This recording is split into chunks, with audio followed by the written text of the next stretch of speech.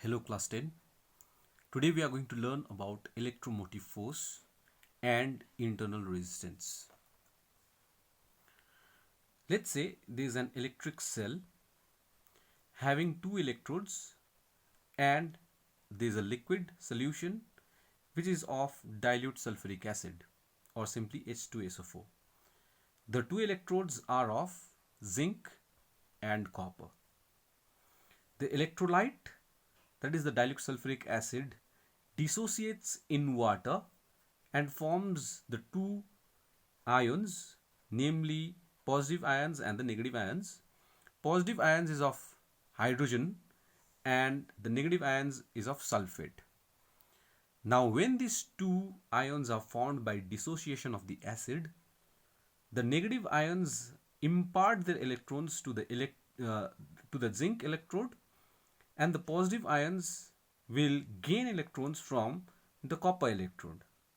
So this chemical reaction creates a difference in concentration of electrons, and thus the two electrodes of the cell are negatively and positively charged. The negatively charged and the positively charged over here are zinc and copper respectively. So copper, since it's positively charged, and zinc it is negatively charged, thus copper is called as anode and zinc is called as cathode. This creates negative and positive, creates a potential difference between the two electrodes, and thus the electromotive force is created between the two electrodes or the terminals of the cell. So we can define electromotive force as the potential difference between the terminals of the cell when no current is drawn from the cell. That is, if the cell are ready with the terminals open means if the circuit is not closed, if no current is withdrawn from the cell, then the potential difference itself will be called as the electromotive force or simply EMF, and it is represented by a Greek letter called epsilon, which is written as E, but it's not exactly E, it is called epsilon. Okay, and the unit of EMF is volt. Now suppose we take the same the same cell, and if it is connected by an external resistance, this is the symbol of a resistance. Resistance means there can be any bulb or anything which uses the current, okay, which uses the current and makes the circuit complete. So when the circuit is complete this way, okay, and there is some energy spent so that this current, the charge is, charge is taken from this electrode, goes through the resistance and comes back and completes the whole circuit, then some amount of work has to be done. Okay, so some amount of work which is done in order to bring the test charge. Let's say there is a test charge over here and it completes the circuit. Okay, it completes the circuit, then some amount of work has to be done. So that amount of work is considered as the EMF, or we can say the EMF is the energy spent or work done per unit charge in taking that test charge around the complete circuit of the cell. So we can say that the amount of work done per unit charge in moving a test charge around the complete circuit of the cell will be called as the EMF of the cell.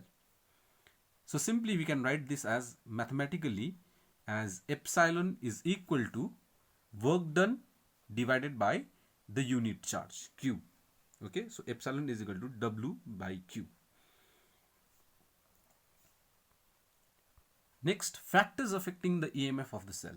So what are the factors that affects the EMF of the cell? Number one is the material of the electrodes. So it depends on what electrode, what material is used for the electrodes.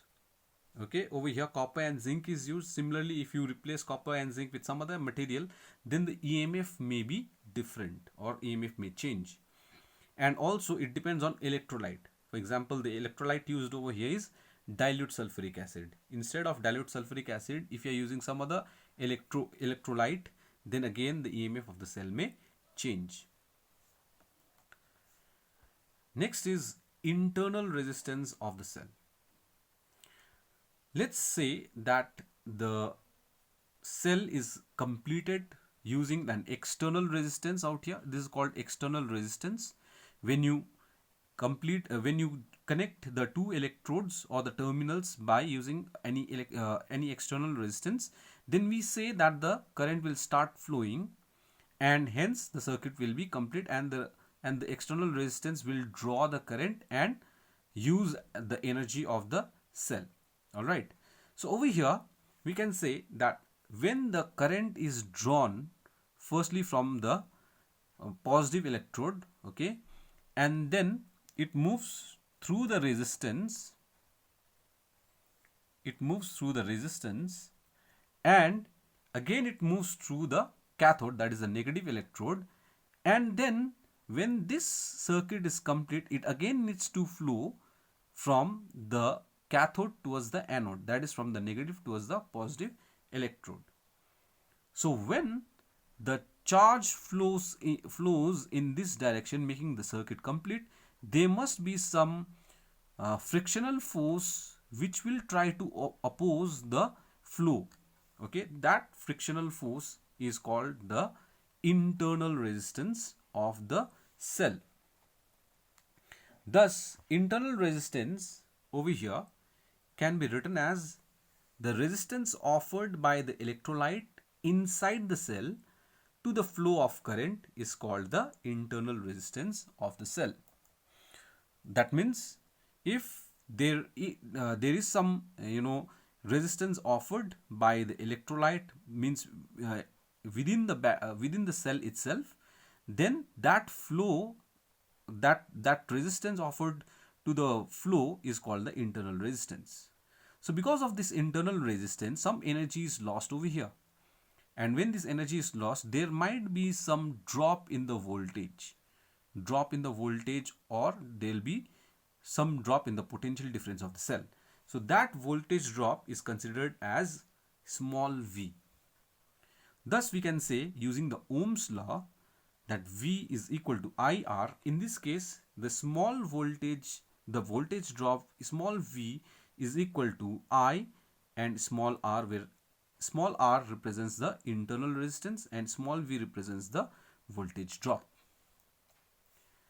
So we can say in this circuit that the total resistance is R plus small r. So over here, this is the diagram by which we can represent the internal resistance. You can see this is the battery or the cell, okay, and this is the positive terminal and the negative terminal. Always the positive terminal will have the longer length, okay, and the shorter one represents the negative terminal, and this is the resistance applied over here, and the resistance is housed inside the battery. That means the resistance is inside the battery, so it is the internal resistance. All right, and here there is external resistance, okay, with capital R, because the internal resistance is always less than the external resistance. So internal resistance is marked by small r and the external resistance is marked by capital R, and thus there will be a flow of current from here in this direction, and it will return back to the terminal, the negative terminal of the battery. Okay, so here in this circuit we can say that the total resistance is R plus R, that is R plus small r, internal plus external resistance. And we know that current is equal to EMF by total resistance using the Ohm's law. EMF over here is epsilon, okay, EMF, and total resistance is capital R plus small r. Okay, so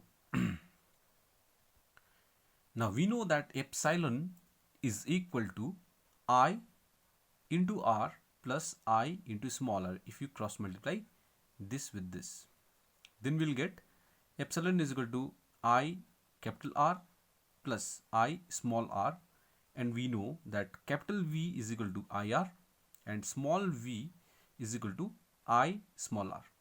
Okay, so replacing this IR and I small r, we'll get epsilon is equal to capital V plus small v, where small v is equal to epsilon minus v.